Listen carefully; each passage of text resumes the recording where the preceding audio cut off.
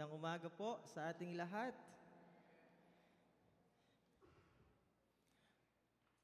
Sabi po dun sa awit, ano sabi? Nakalimutan ko. Sabi po dun, yung sa mountain, pabalik nga.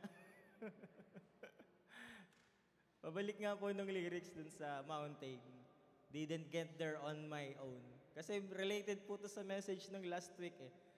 Yan. When I'm standing on the mountain, I didn't get there on my own. When I'm walking through the valley, I am not alone. Yon. When I'm walking through the valley. So kahit saang kalalagayan po, lagi nating kilalanin at huwag kalilimutan na ang Diyos ang nagdala doon sa atin at kasama natin. Amen po. Purihin ang Diyos. Muli magandang umaga po sa ating lahat at salamat sa tatlong Maria. Tatlong magagandang umawit po kanina at sa worship team po na nanguna sa ating pag-aawitan. Kanina po natatawa ako kanina kasi yung binabanggit ni Sir Louie ay related po sa aking message. Ang sabi niya doon kaya kami nagtitingin ng mag-asawa, handa na ba kayo na gampanan ang inyong bahagi? Sabi ko, hindi ko naman pinost yung aking outline. Dahil mahaba po. Magte-take po kayo ng time. Siguro mga 12:00 tayo makakauwi. Ako na yung magtuturo. Hindi mo na ako magsasermon. Sabi niya po doon, handa na ba kayong gawin ang inyong bahagi? Dahil tayo ay iisang katawan ni Kristo. So meron po tayong kanya-kanyang bahagi at maa-appreciate niyo po ang ating pagkakaiba-iba. Kasi kanina po, yung mga nag-aawitan, kung ang pumunta dito yung mga hindi naman marunong tumugtog, hindi marunong umawit, baka ang iba'y, makapag-share muna kaya. Baka uwi muna kaya, umaya na makabalik. Pero dahil yun ay kanilang mga kaloob at nagpa-function sila sa kanilang mga kanya-kanyang kaloob, tayo po ay napagpala, tayo napalakas. Salamat sa tatlo. Napagpahala po ba kayo? Napalakas po ba kayo? So pag-aawitan pa lang, ang Diyos ay nangungusap na sa bawat isa sa atin. Yung mga dumako dito na sila po ay nanghihina, mga dumako dito na sila ay naghahanap sa presensya ng Panginoon ay nakasumpong. Andun po ako sa likod kanina, may mga nagtataas ng kanilang kamay bilang pagkilala at pag merong mga liriko na nababanggit, siguro po yun ay nag-strike sa kanila, then they lift their hands bilang pagkilala at pagpupuri sa Diyos na dakila. At isang bagay po, bakit tayo naririto, ito pong lahat ng ito ay dahil sa biyaya ng Panginoon. Purihin po ang Panginoon. Kaya sabi ko sa aking asawa, ako'y na-excite mag-share. Dahil sa simula pa lang ay related na po yung message na binabanggit po kanina. Purihin ang Panginoon. Maaari po ba kayong muling anyayahan na makitayo sa akin? Sa pagbasa po ng salita ng Panginoon mula po dito sa aklat ng Romans chapter 12, verses 4 hanggang 8.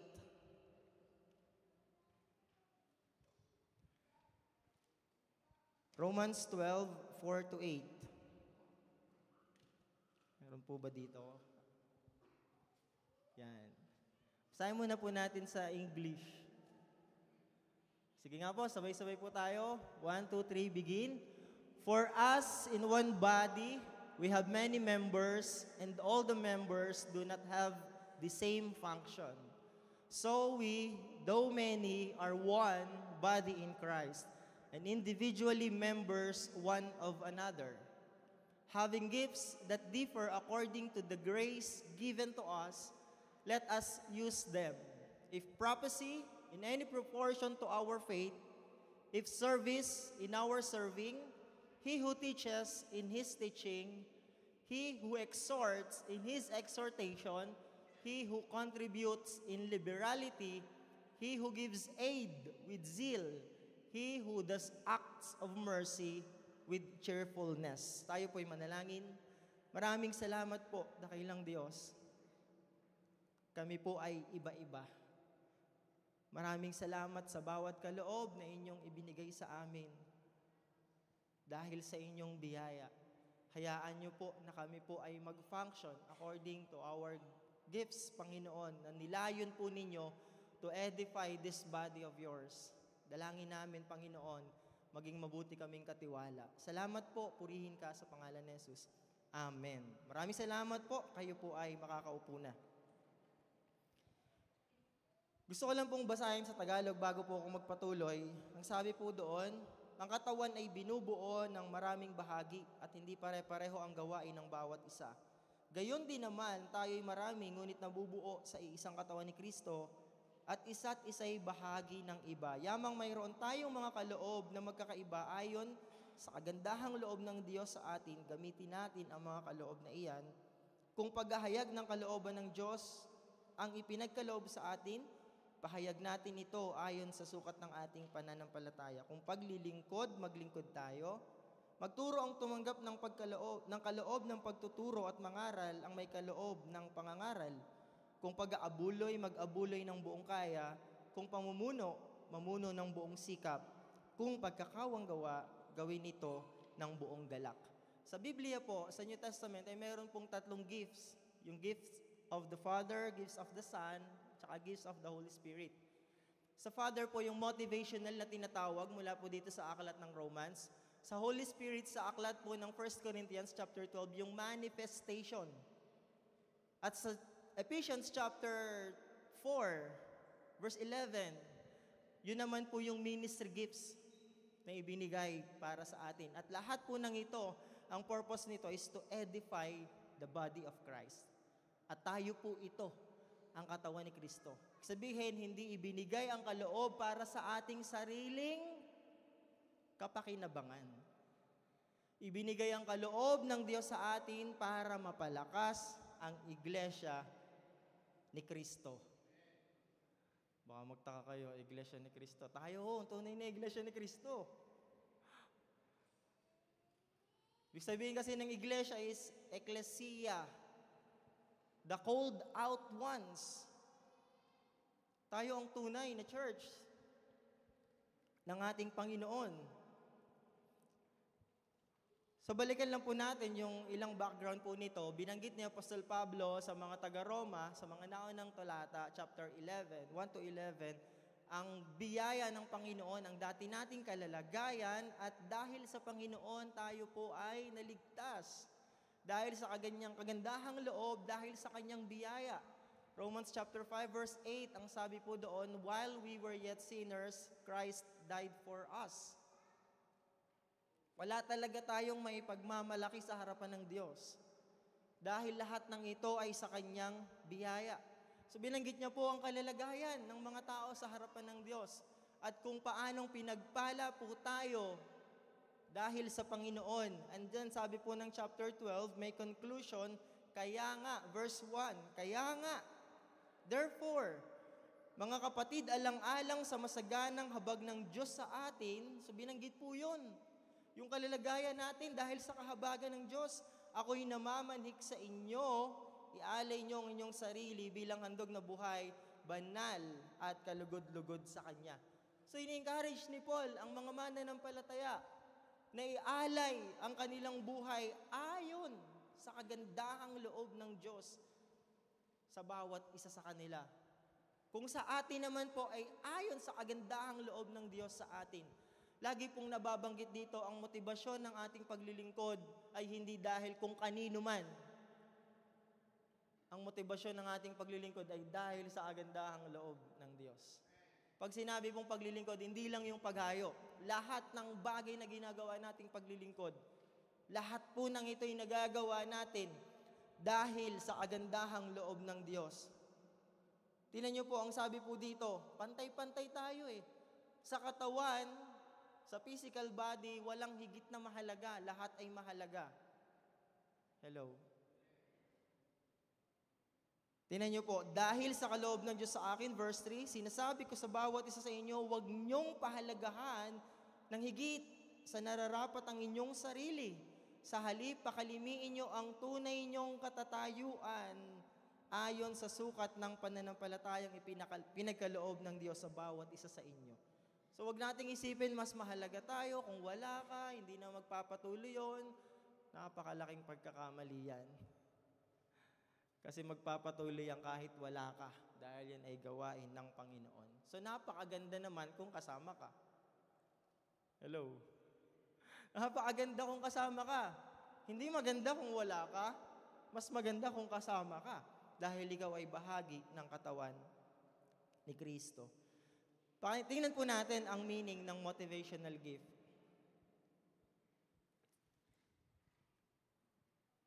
Para mas maintindihan po natin.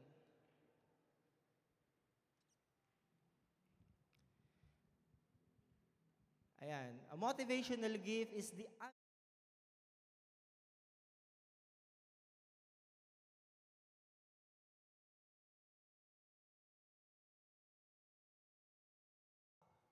Some have referred to them as personality gifts.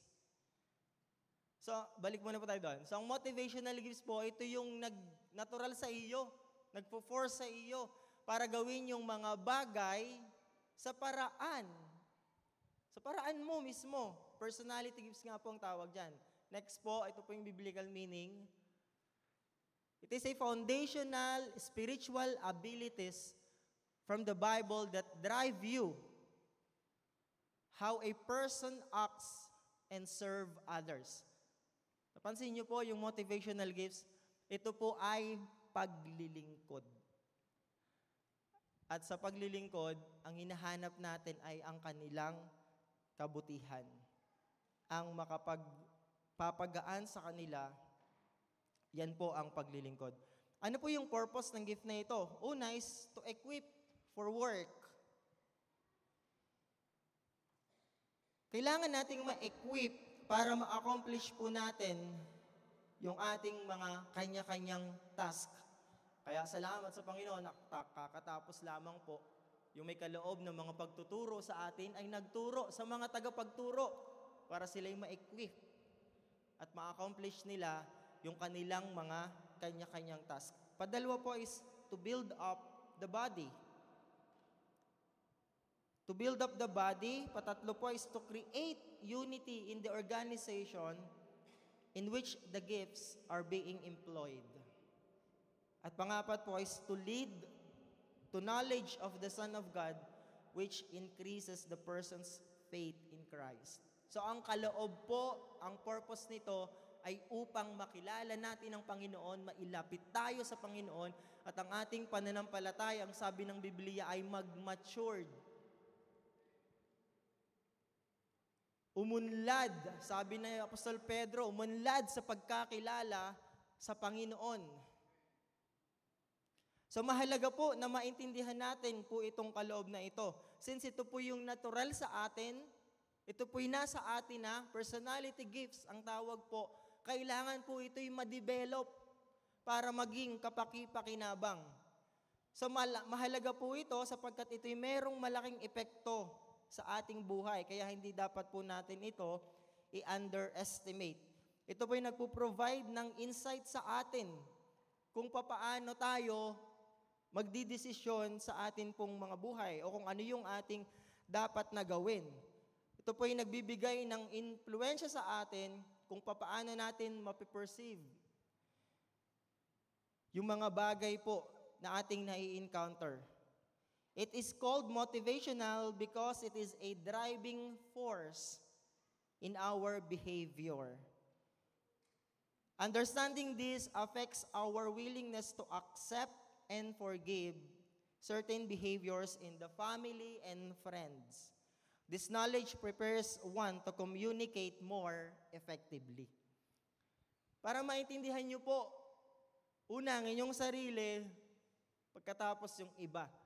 Kaya ito po'y napakahalaga na maintindihan kasi lahat po tayo ay nakikisalamuha.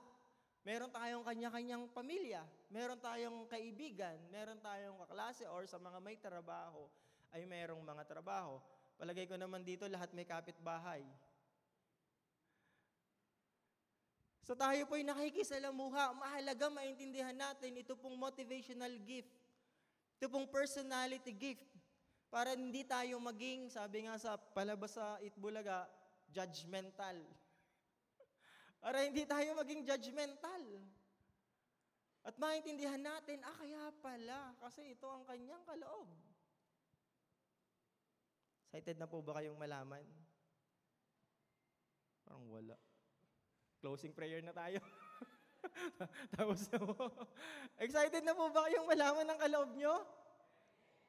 Kasi excited ako kanina, parang nababawasan dahil ayaw sumagot. Pero lang po. So meron po, yung 7 pong gift na yon hinati sa 2, yung verbal at saka non-verbal. Yung verbal gifts po, ito po yung mga tao who tend to be very good at talking with others. Kaya hindi nakapagtaka, meron talagang magaling makipag-usap. And have the ability to lead. So sila yung mga leaders. Through communication with others. Ito yung mga prophet, teacher, exhorter, and organizer. Yung second group naman po, yung non-verbal gifts. Ito pong mga group na ito frequently referred to as followers. But again, hindi dahil leader yon, mas mahalaga yon kaysa sa followers. Sige, mag-lead ka nang wala kang pinangungunahan kung tatawagin kang leader. They have little desires to lead other, but they are very good at following directions and supporting those in leadership position. Sila yung mga server, yung mga giver, at saka yung may gift of mercy. Tingnan po natin yung kanilang mga katangian, at saka yung mga bagay na kung saan sila ay nami-misinterpret, nami-misunderstand. Una po, yung gift of prophecy. Sabi po doon sa 12 verse 6, having gifts that differ according to the grace given to us, let us use them. A prophecy in proportion to our faith. So ito pong gift na ito, it provides the ability to have spiritual insight. Spiritual insight into people and situations. So not necessarily, yung prophet po ay nagpe-predict ng future. But they are able to see yung mga spiritual na bagay sa sitwasyon at maging sa tao. So the gift, its purpose is to exhort, encourage, and motivate others. Since na-foresee nila yung mga bagay, nagkakaroon sila ng insight. So, ito pong nagtutulak sa kanila to encourage and to motivate others. Ito pong mga may gift o prophecy. Ano po yung kanilang mga characteristics? Sabi dito, this gift gives you insight into people and situations. The gift makes you need to express what you see. So you are direct and honest with others. Ikaw ay totoo. Ka natatakot magsalita at mag-rebuke.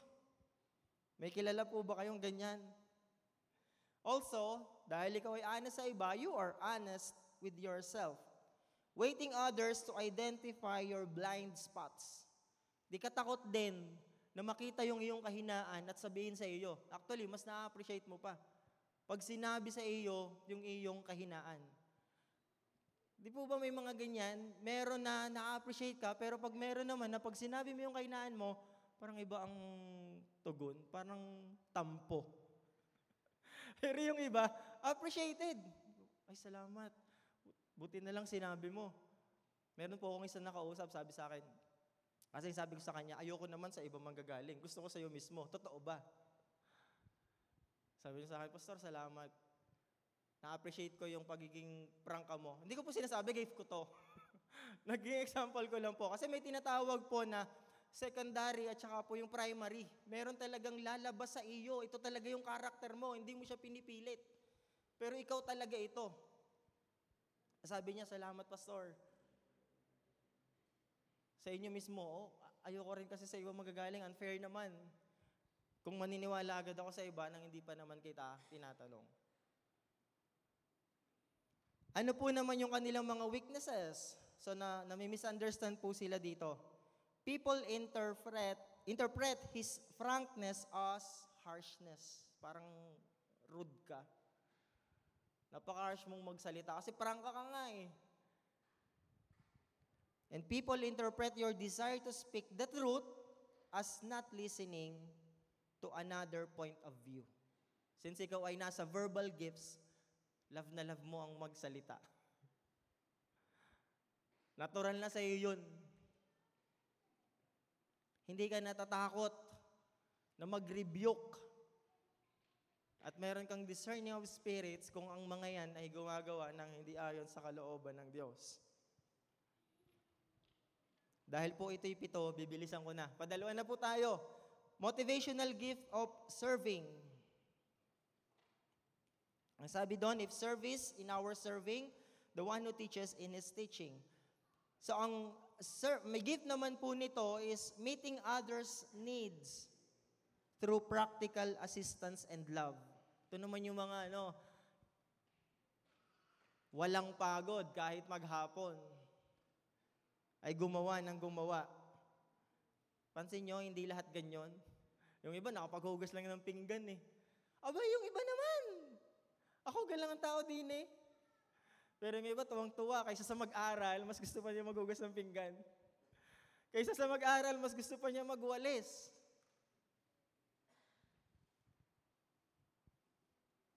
Meeting others' needs through practical assistance and love. Mayroon pa example dito, si Martha.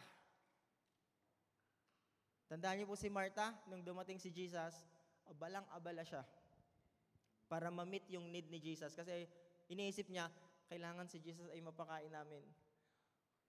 Ito, hindi na-handle ni Martha ang kanyang kahinaan. Ano sabi ni Martha?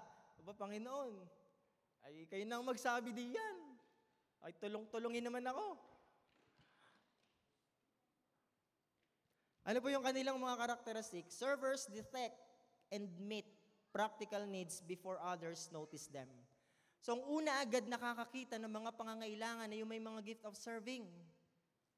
Kaya huwag kayong magtaka, huwag niyo naman sabihin, kay naman ka, hindi mo pa yung nakikita. Kayo nga yung may gift of service madali niyo siyang makita. Yung mga pangangailangan. Bago pa yan manotice ng iba, you want to do the job correctly and enjoy doing extra things even when not asked. Enjoy na enjoy yung mga yan.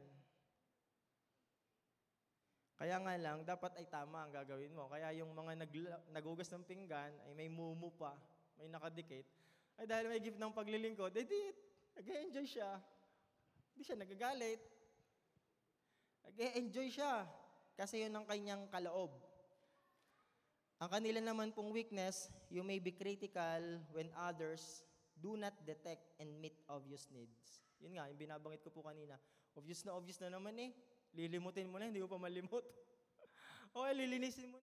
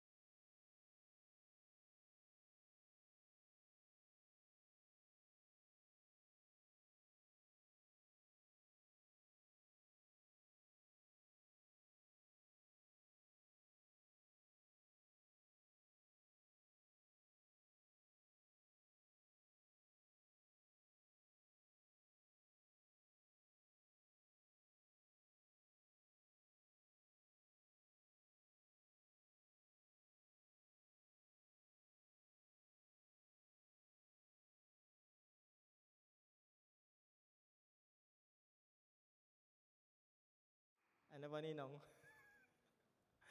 Mas gusto nilang mag-aral. Kasi nga, love na love nila yung paghahanap ng katotohanan. Sabi nga ng Ninang Ruth nung nagpa-salamat po siya sa Panginoon, hindi nagbabago yung excitement ng pagtuturo at paghahanda, marami man o kakaunti.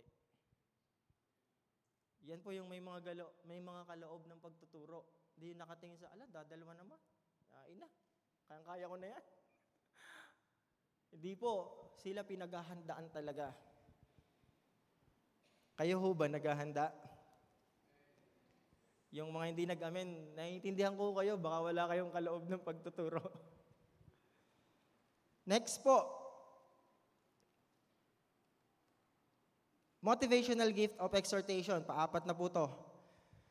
So the one who exhort in his exhortation, the one who contributes in generosity, the one who leads with zeal, the one who does acts of mercy with cheerfulness. Exhorters are very positive people. They are encourager. Encouraging personal progress and steering people toward an abundant life in Christ. Example po nito ay si Barnabas. Si Bernabe. Ang sabi ng mga mananampalataya, di gayan yung humahabol sa atin para tayo patayin. Pero iba si Barnabas.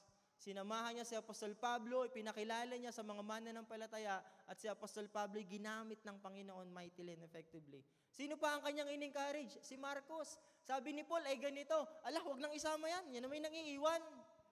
Sa kanilang first missionary journey, hindi na tumuloy si Marcos, umuwi na siya. Bumalik na. Kaya yung second missionary journey nila, ayaw na ni Paul makasama. Huwag na yung isama, yun na may nangiiwan. Pero iba si Barnabas, sige maghiwalay tayo. Diyang ka, dito ako. Kasama ko si Marcos. At sa pahuli, ang sabi ni Apostol Pablo, pwede kang papuntahin mo dito si Marcos nang makatulong ko. Kung walang Barnabas na nag-encourage sa kanya, baka si Marcos hindi na nagpatuloy. So dahil merong encourager na katulad ni Bernabe, nagamit pa rin mightily and effectively itong si Marcos. Andiyan pa po ba kayo?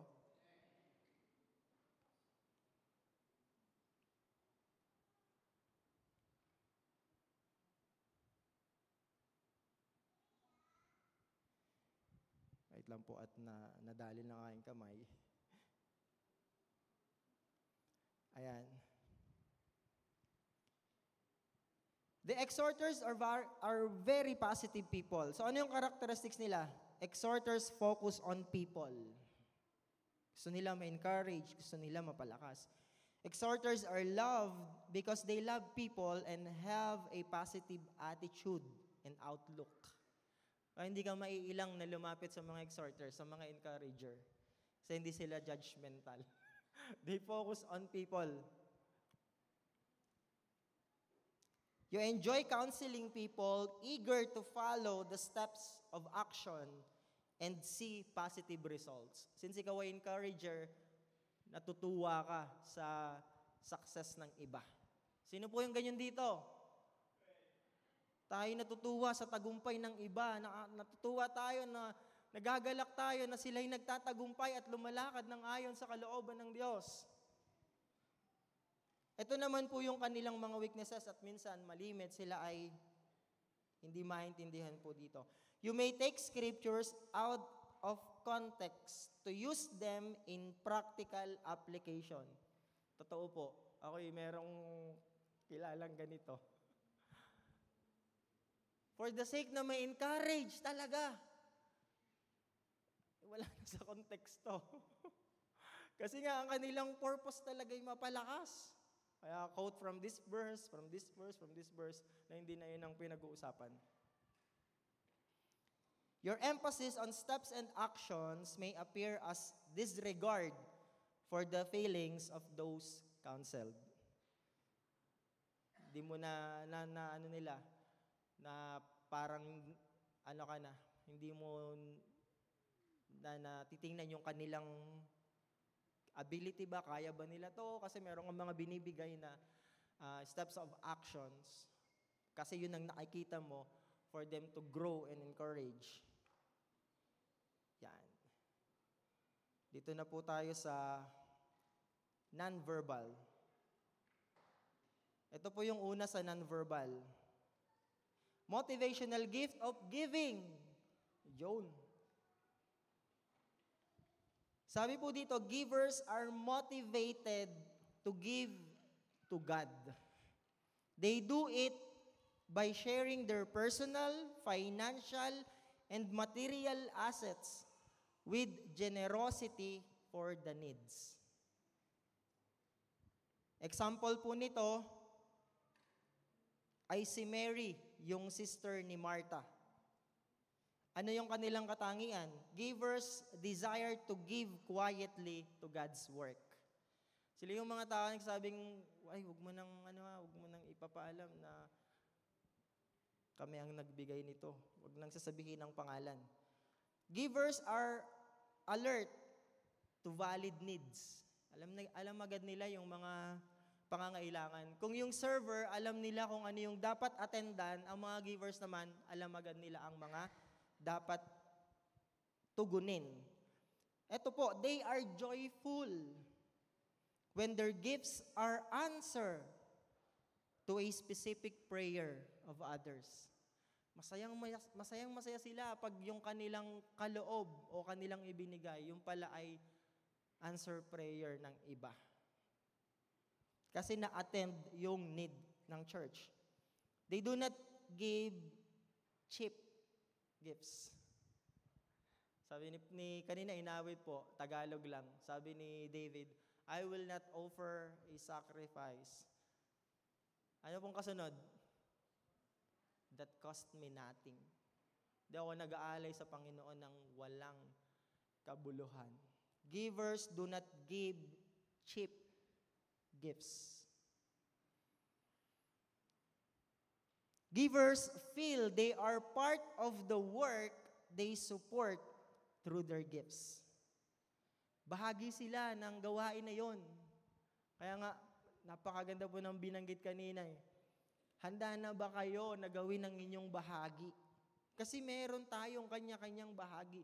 At ang meron pong kaloob sa pagbibigay, lagi nilang isinasama ang kanilang sarili na sila'y bahagi ng gawain na iyon. Kaya ang pagmimission po, hindi lang po yung mga humahayo. Merong mga bahagi din sa pagmimission na nagsusupport ng mission. Amen? Mahirap namang humayo na kita mo hinahayon, may gutom na wala ka namang ibinibigay. Sabi nga po ng aklat ng Santiago. So ito naman yung gifts ng church na ibinigay sa church para naman matugunan ang pangangailangan ng mga humahayo. Pero meron din dito mga humahayo na sila na rin yung gumagastos. Purihin po ang Diyos sa inyong buhay. Ito naman yung kanilang mga kahinaan. Givers' emphasis on money may appear to be unspiritual. Givers are often taken advantage of by people who are not honest. Ito yung kanilang katwiran. Hindi sila naapektuhan. Ang sinasabi nila, binigay ko na naman yun sa Panginoon. Bahala na sila. Yan po, dyan nami-misunderstand at yan ang kahinaan ng merong gift of giving. Malapit na po tayo, pang-anim na ito. Motivational gift of administration. Sabi po doon, he who exhorts in exhortation, he who gives with liberality, he who leads with diligence. Setting goals to accomplish task. Sila yung mga organizer, mga administrator, sila ay mga goal-oriented. Gusto nila merong result. Nagsisimula pa lang, nandun na sila sa dulo. Nakita na nila yon. They are goal-oriented.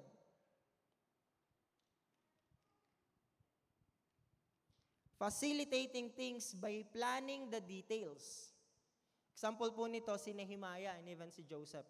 Sabi ni Joseph, ganito po ang gawin ninyo. Kasi nakita na niya yung mangyayari. Ganito po ang inyong gawin. Sa 7 taon ng kasaganaan, mag-ipon ho tayo. Para meron tayong magagamit sa 7 taon naman ng taggutom. Si Nehemiah, bago siya pumunta, sinilip niya muna. Kaya ang laki pala ng pagawain din eh. At sa kanyang pagbabalik, nasimulan at natapos within 52 days, natayo ang Wall of Jerusalem. So ganyan po ang mga administrators, sila ay nagpaplano at sila ay merong goal. Hindi yung, alaya mo na, bahala na kung anong makita, kung anong naroroon. Ito po ang kanilang characteristics. Administrators or leaders see the overall picture and organize task for the long-term goal. Yan ang kanilang dinidesire lagi, yung long-term goal. They are aware of the resources available to complete the task. So hindi lang sila ganun ka-eager na matapos, aware din sila, meron ka tayong kailangan. Ano ang ating kailangan? Sapat ba? Yan po may mga gift of administration. They know who can handle a specific task. Yan ang napakahalaga po. This is spiritual ability to pick the right person for the job. Alam nila kung sino ang dapat dito. Bagamat may kanya-kanyang galing, may kanya-kanyang kaalaman, pero alam niya sino ang fit dito sa gawain na to. Ganyan po ang may mga gift of administration, leadership. They can be good delegators. And they desire to see God's work and people work together. Yun ang kanilang desire talaga ng administrator. Ma-accomplish ang gawain ng Diyos. At ito naman ang kanilang weaknesses. Leaders' ability to delegate may appear as avoidance of work. Iniutos mo lang dahil ayaw mong gawin. Pero ang mga administrator po at mayroong leadership gifts, they set an example. Hindi lang sila basta utos ng utos. Sinisigurado nila na kapag sila nag-utos, gumagawa din sila. Your desire to complete the task quickly may appear as insensitivity to others' priorities and needs. Kasi nga, gusto mo talaga matapos. So, ang iniisip ng iba, wala ka nang pakialam sa nararamdaman ng iba at sa pangangailangan ng iba dahil ikaw ay goal-oriented. Kung kayo po'y nandun sa panahon ni Nehemiah, baka kayo magreklamo eh. Kasi pagkatapos nyong gumawa, magpapahinga na ba? Hindi po. Hahawakan nyo naman ang sandata dahil merong nakaamba ng mga kalaban at wawasakin yung inyong tinatayo. Pagkatapos mong tumayo ulit doon, gagawa ka ulit. Ay baka pag kayo po'y naroon, sabihin niyo, aba, ay magpahinga naman.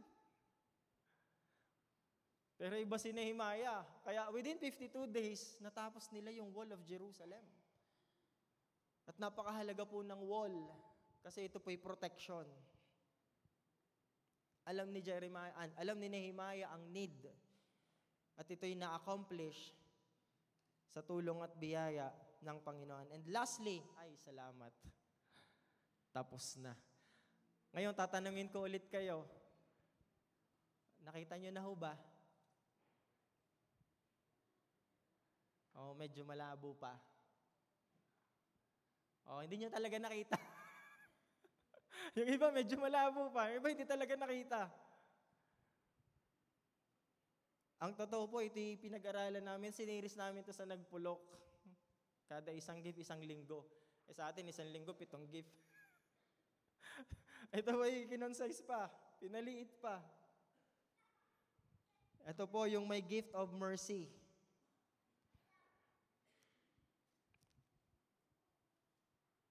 Sabi po dito, it is a feeling of pity and sympathy for those in misery in an outward manifestation of actions.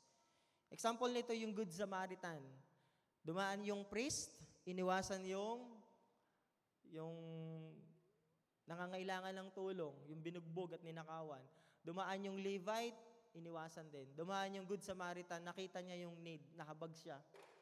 Inattend niya yung need nung nangangailangan. At ang sabi niya, alagaan mo ito at kung kulang, pagbalik ko, babayaran ko. Yan ang may mga gift of mercy.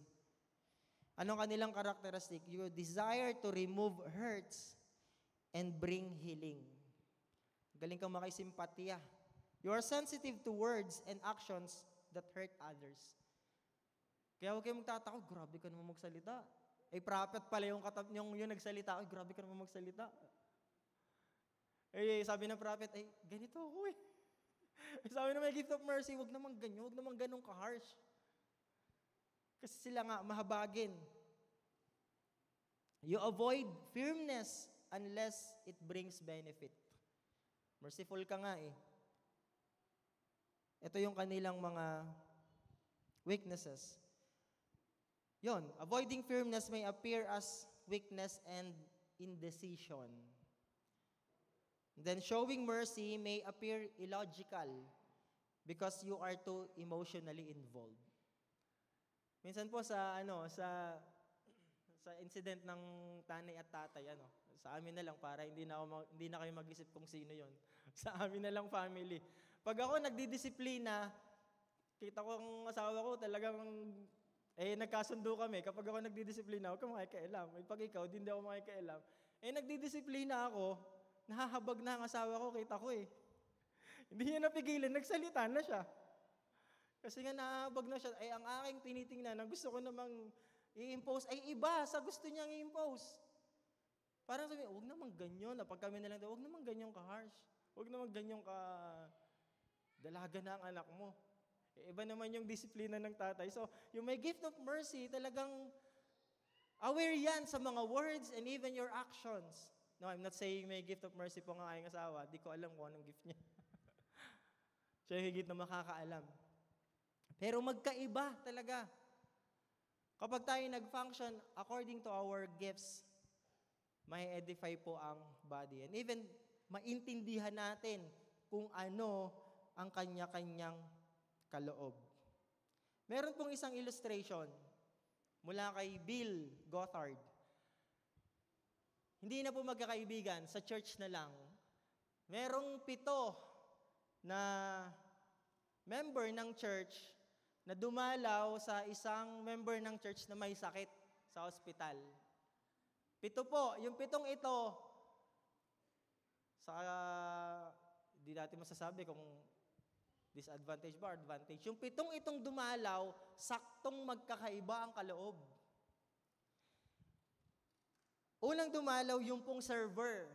May gift of serving. Ang sabi niya ay ganito, ito ang aking kaloob, itong aking regalo sa iyo. Alam mo, pinakain ko na ang iyong aso. At nadiligan ko na ang iyong halaman. Maaga ko natapos, winalis ko na rin ang iyong bakuran. Wow, galing. Sumunod pong dumalaw yung teacher. Sabi ng teacher, naggawa na ako, nag-research na ako kung anong dahilan ng iyong pagkakasakit. Alam ko na. At ipapaliwanag ko sa iyo kung anong nangyari at bakit nangyari yan. Sabi ng teacher. Patatlo pong dumalaw, itong may gift of mercy. Pero hindi siya si Mercy. Si Grace siya. Pero meron siyang gift ng mercy. Sabi niya, di ko alam kung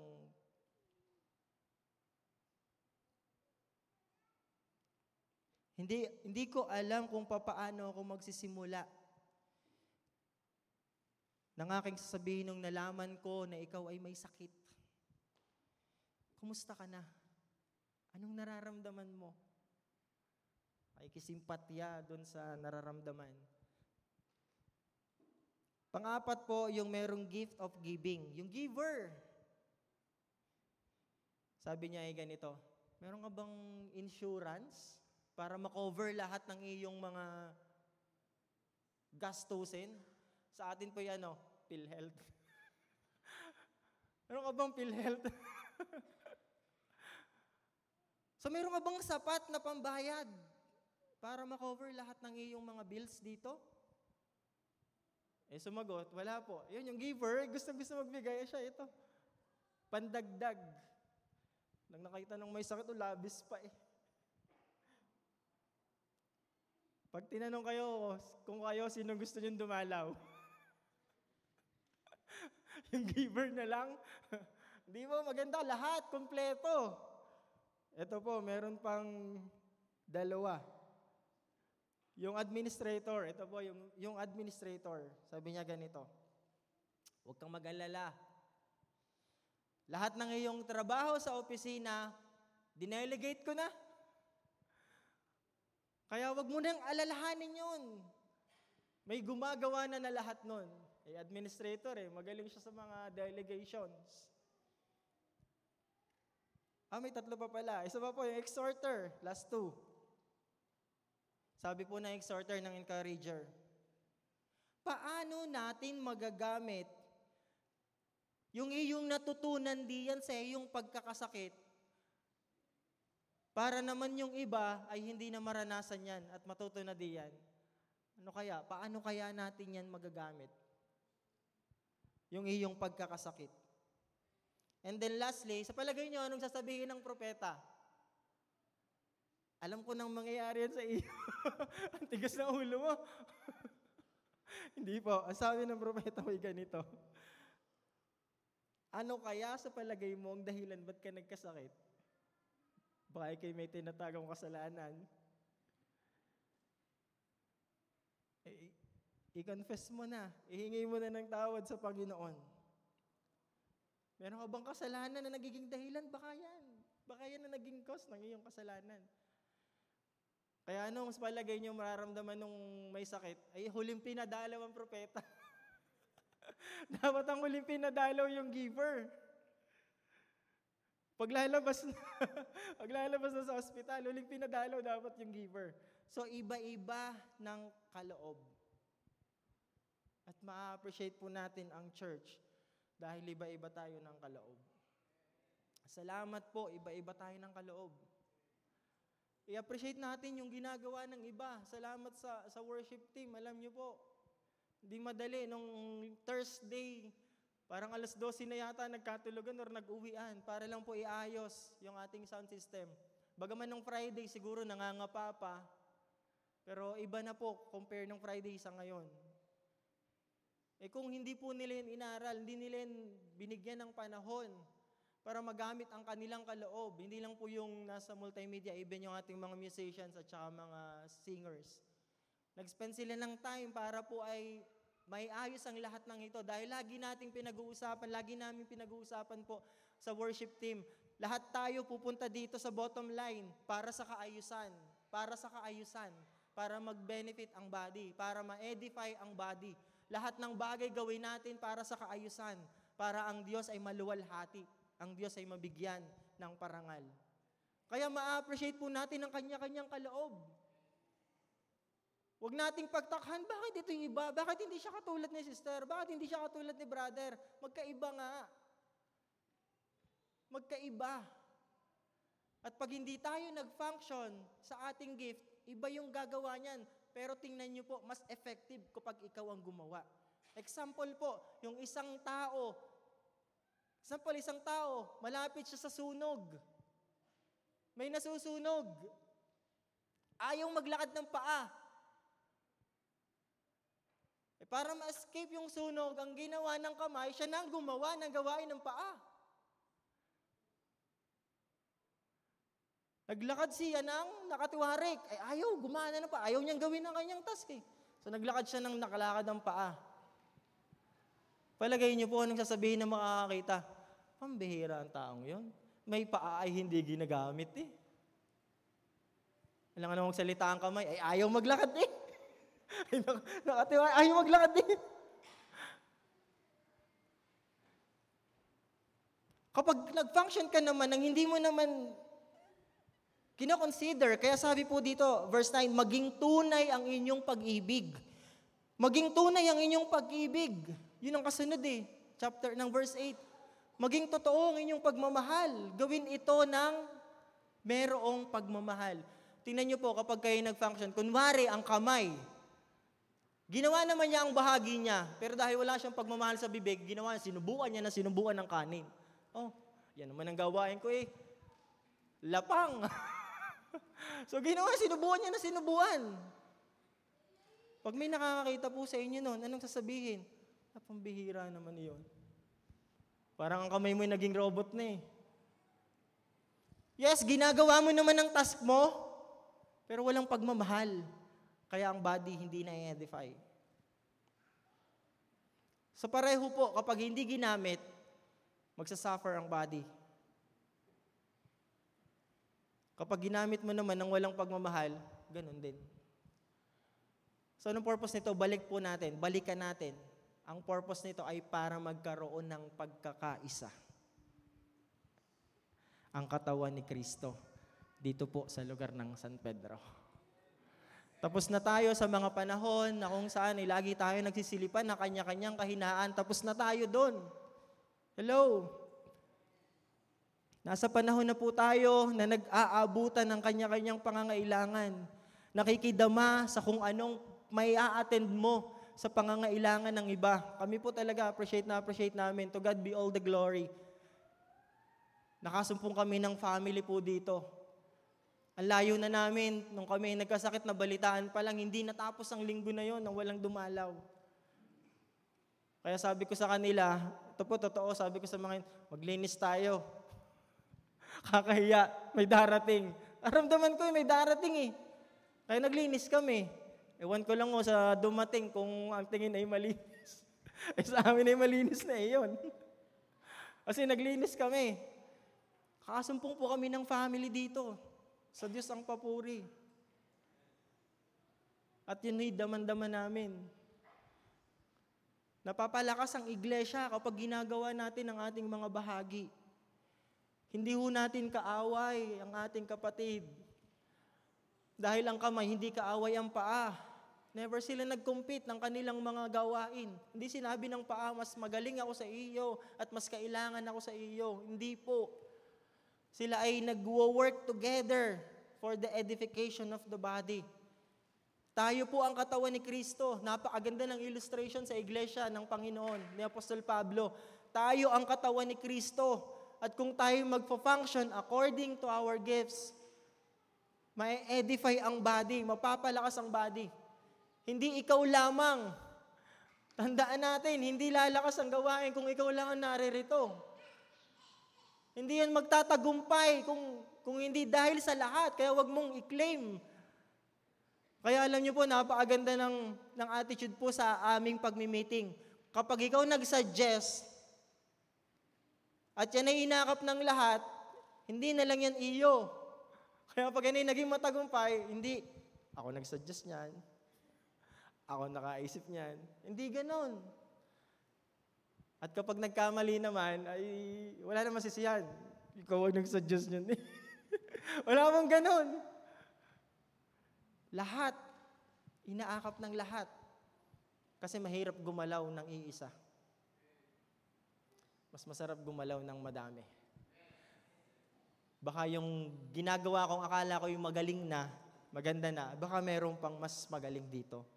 At willing tayong ibigayan. Willing ba kayo? Lalo na po sa mga susunod na generations. Sa mga susunod na henerasyon.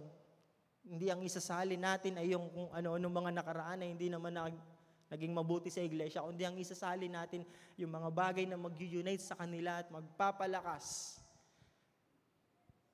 At ang purpose ay mapapurihan ang Panginoon. Hallelujah. Alam niyo po, sa Diyos ang lahat ng papuri. Aninong nandyan sa Kanya naman sinabi to. Marami po napapagpala sa paraan kung papaano ang Diyos mag-provide sa atin pong iglesia. Marami nakakausap si Ninong, anong ginagawa ninyo sa church, anong paraan ang ginagawa. Nakita ko lang po at nakita namin, ang church ay nag-work lang according to their gifts. Kaya ang lahat ay napapalakas. Salamat, meron na po tayong maayos na keyboard. Hindi na nakaka-distract, basta na lang lalakas, basta na lang hina, walang tunog. Dahil nagpa-function ang bawat isa according to our gifts. And this is my challenge po. Ang sabi po doon din sa verse na yon, 12 verse 6, yamang mayroon tayong kaloob na magkakaiba, purihin ng Diyos, ayon sa aganda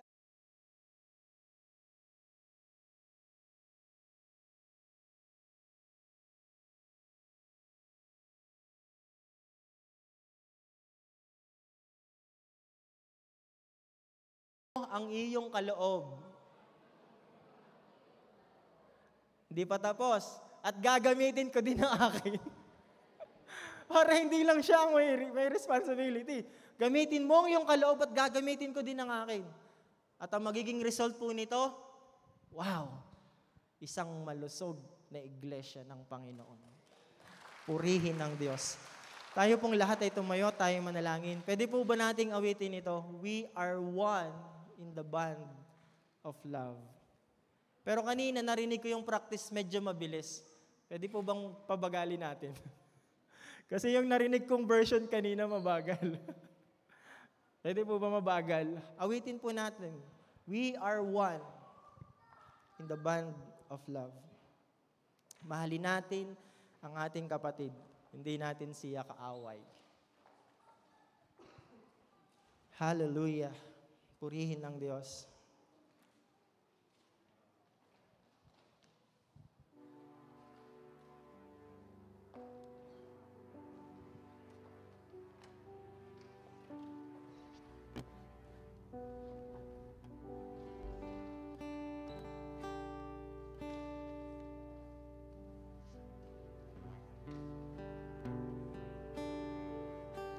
Hallelujah.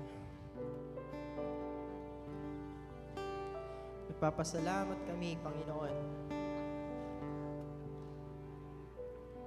sa bawat kaloob na inyong binigay sa inyong iglesia upang mapakinabangan ng bawat isa.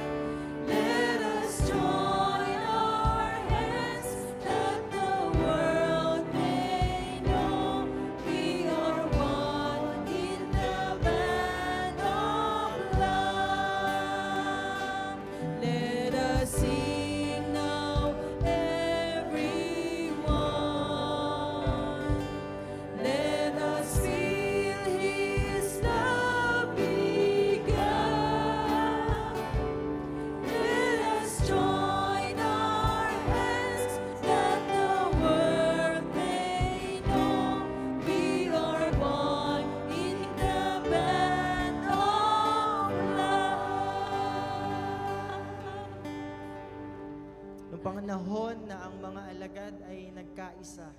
Yes, Jesus. Hallelujah. Na witness ng mundo ng mga hindi mananampalataya ang pagkakaisang ito.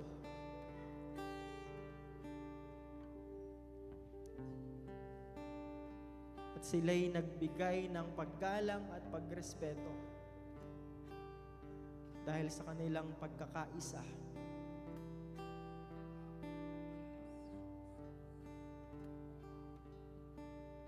Pagkakaisa na kung saan ay naipapadama ang pagmamahal.